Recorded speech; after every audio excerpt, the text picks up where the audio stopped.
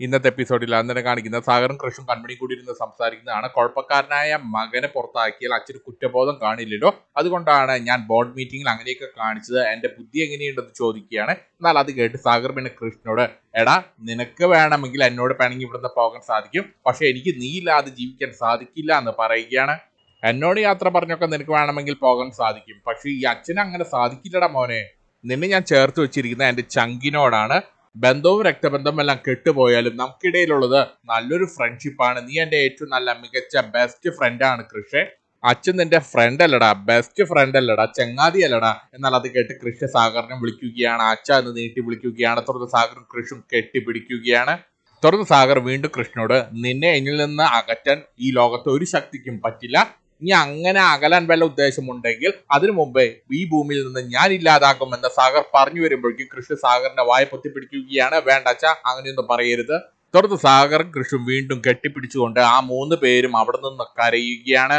അതിനുശേഷം കാണിക്കുന്ന കൃഷും സാഗറും കൺമണിയും ആ ഇരിപ്പിൽ രാത്രി വരെ ഇരിക്കുകയാണ്. തുടർന്ന് കൃഷും കൺമണിയും തോളോട് ചേർന്ന് ഇങ്ങനെ ഇരിക്കുകയാണ്. തുടർന്ന് സാഗർ വീട്ടിൽ വിളിച്ച കാര്യങ്ങളെല്ലാം പറയുകയാണ്. തുടർന്ന് സാഗറും കൺമണിക്കും കൃഷിന്റെ അടുത്തേക്ക് വന്നിരുന്ന് അവർക്കൊപ്പം വന്നിരിക്കുകയാണ്.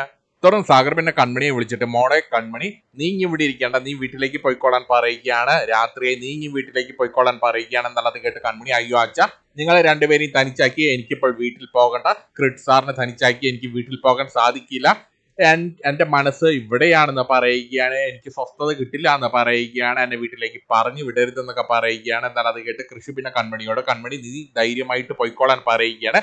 ഞാൻ എങ്ങോട്ട് പോയാലും നീ എന്നെ തേടി വരുമെന്ന് എനിക്ക് നല്ല പോലെ അറിയാം. അതുകൊണ്ട് നീ ധൈര്യമായിട്ട് വീട്ടിൽ പോയിക്കോളാൻ പറയുകയാണ്. ഞാനിങ്ങനെ എങ്ങോട്ടെങ്കിലും പോകുന്നുണ്ടെങ്കിൽ അതെന്തായാലും നിന്നോട് പറഞ്ഞിട്ടേ പോകൂ. നീയും ഞാനും ഒന്നല്ലേ കൺമണി, നീ ധൈര്യമായിട്ട് വീട്ടിൽ പോയിക്കോളാൻ. തുടർന്ന് സാഗർ വീണ്ടും കൺമണിയെ വിളിച്ചിട്ട്, കൺമണി നീ ധൈര്യമായിട്ട് വീട്ടിൽ പോയിക്കോളാൻ പറയുകയാണ്. ഞാൻ കൃഷിനൊപ്പം ഉണ്ടല്ലോ. അത് മാത്രമല്ല, എനിക്ക് കൃഷിനോട് കുറച്ച് കാര്യങ്ങൾ സംസാരിക്കാനുണ്ട്. മറ്റൊരാളില്ലാതെ എനിക്കും കൃഷിനും മാത്രമായിട്ട് കുറച്ച് സമയം വേണം. എനിക്ക് കൃഷ്ണനോട് മനസ്സ് തുറന്നൊന്ന് സംസാരിക്കണം. അല്ല കൺമണി, നീ എങ്ങനെ വീട്ടിൽ പോകുമെന്ന് ചോദിക്കുകയാണ്. തുടർന്ന് കൺമണി, അതോർത്ത് സാറ് വിഷമിക്കേണ്ട, ഞാൻ വല്ല ഓട്ടോ പിടിച്ച് പോയിക്കോളാം എന്ന് പറഞ്ഞുകൊണ്ട് കൺമണി അവിടുന്ന് പോവുകയാണ്. തുടർന്ന് കൺമണി മനസ്സോടുകൂടി വിഷമത്തോടുകൂടി അവിടുന്ന് പോവുകയാണ്. തുടർന്ന് കൺമണി അവിടുന്ന് പോയ ശേഷം സാഗർ കൃഷ്ണനെ വിളിക്കുകയാണ്. എടാ നീ ഒന്ന് എഴുന്നേൽക്ക്, നമുക്ക് നമ്മുടെ വീട്ടിൽ പോകാമെന്ന് പറയുകയാണ്. എന്നാൽ അത് കേട്ട് കൃഷ്ണ, വേണ്ട അച്ഛ, ഞാനിനി ആ വീട്ടിലേക്ക് ഇല്ല എന്ന് പറയുകയാണ്. തുടർന്ന് സാഗർ വീണ്ടും കൃഷ്ണനോട്, നിന്റെ അമ്മ നിന്നെ വെറുത്തിട്ടൊന്നുമില്ല. നിന്റെ അമ്മ നിന്റെ അടുത്ത് കുറച്ച് അകൽച്ച കാണിച്ചു എന്നുള്ള സത്യം തന്നെയാണ് എന്ന് കരുതി നിന്റെ അമ്മ നിന്നെ വെറുത്തിട്ടൊന്നുമില്ല എന്ന് പറയുകയാണ്. നിന്റെ മനസ്സിലുള്ളത് നിന്റെ മനസ്സിൽ തന്നെ ഇരുന്നോട്ടെ, നമ്മളിത് എവിടെ കൂടാനാടാ? നീ ഇല്ലാതെ എനിക്ക് ആ വീട്ടിലേക്ക് പോകാൻ സാധിക്കില്ല. ആ വീട്ടിൽ പോയാൽ എനിക്ക് ഉറക്കം കിട്ടില്ല. നീ ഇല്ലാത്തടത്ത് ഞാനില്ല എന്ന് പറയുകയാണ് സാഗർ. എന്നാൽ അത് കേട്ട് കൃഷി സാഗറിനെ ഒന്ന് കളിയാക്കുകയാണ്. ദേ നോക്ക് സാഗർ, ഇങ്ങനെയൊന്നും ആകാൻ പാടില്ല, ഇത്ര പാവമാകാൻ പാടില്ല. നോക്ക്, എന്നെ നോക്ക്, എന്നെ പോലെ മനക്കരുത്ത് ഉള്ളവനായിരിക്കണം എന്നൊക്കെ പറഞ്ഞ് സാഗറിനെ കളിയാക്കുകയാണ്. നോക്ക് സാഗർ, നമ്മൾ ഇത്രയും നാളെ എങ്ങനെ സ്നേഹിച്ചിരുന്നു, അതിന്റെ 1000 ഇരട്ടി നമ്മൾ ഇനിയും സ്നേഹിക്കും. പക്ഷെ അതിന് വീട്ടിൽ തന്നെ വരണമെന്നില്ലല്ലോ, വേറെ എവിടെയെങ്കിലും ഞാൻ നിന്നോളാം എന്ന് പറയുകയാണ് കൃഷ്. വെട്ടിമുറിച്ചത് ഇനി കൂട്ടിച്ചേർക്കണ്ട.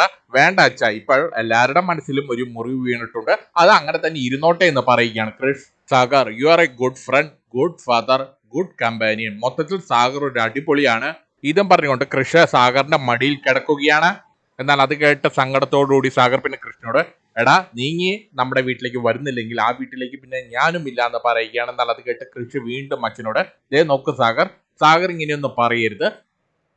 കൃഷ്ണു വേണ്ടി സാഗർ ഒന്നും വെട്ടിക്കളയരുത്. അങ്ങനെ എന്തെങ്കിലും വെട്ടിക്കളയുന്നുണ്ടെങ്കിൽ ഈ എന്നെ വെട്ടിക്കളയുന്നതാണ് നല്ലതെന്ന് ഉപദേശിച്ചു കൊടുക്കുകയാണ് കൃഷ്. എന്നെ ഒന്ന് മനസ്സിലാക്കും മനുഷ്യ, കൃഷി ഇങ്ങി നിങ്ങളുടെ വീട്ടിലേക്കില്ല, അങ്ങോട്ടുള്ള വഴി ഇങ്ങി എനിക്കില്ല. എന്നാൽ ഇതെല്ലാം കേട്ട് സാഗറാകെ സങ്കടത്തോടുകൂടി മടിയിൽ കിടക്കുന്ന കൃഷിന്റെ തലോടി കൊടുക്കുകയാണ്. ഇതും കാണിച്ചുകൊണ്ടാണ് എൻ്റെ ഈ എപ്പിസോഡ് തീരുന്നത്.